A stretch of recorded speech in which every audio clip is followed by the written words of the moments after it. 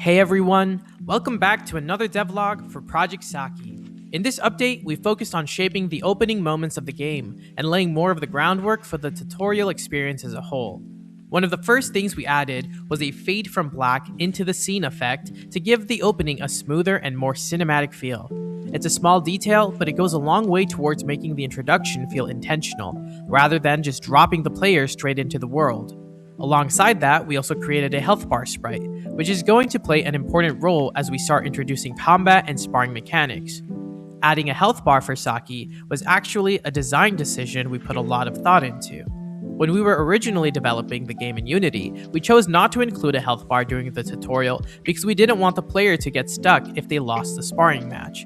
Instead, Saki would visually react to taking damage through animation alone, without any real penalty attached. Over time, though, we realized that this approach removed a lot of tension and sense of consequence from the encounter. Players could let Gouta hit them repeatedly and simply stay close enough to counterattack whenever it was convenient, which made the sparring match feel less engaging and meaningful overall. By introducing a health bar for Saki during the tutorial, the experience becomes more dynamic and rewarding. Players get a clearer sense of risk, start learning how damage actually works, and are encouraged to play more deliberately, all while keeping the tutorial accessible and approachable. After that, we brought Gouta back into the game. This meant recreating all of his movement animations directly in Godot and setting them up appropriately using the animation player and animation tree. Getting everything connected and blending correctly took some time. I ran into an issue where Gouta would move, but his animations wouldn't play as expected. If you've been watching the previous devlogs, you probably noticed that animation bugs have been a reoccurring theme for me, and somehow it's a different bug every time. As frustrating as it was, it turned out to be a great learning experience.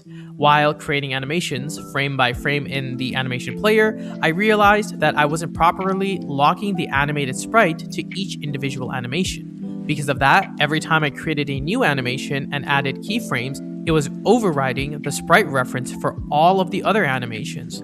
The result was that every movement direction ended up playing the exact same animation. It took longer to figure out than I'd like to admit, but once everything was set up correctly, Gouta finally started feeling like a fully realized character. With his animations finished, we moved on to the opening scene movement. We added logic so both Saki and Gouta walk toward each other at the start of the scene, creating a more deliberate and natural introduction, rather than having them already standing in place.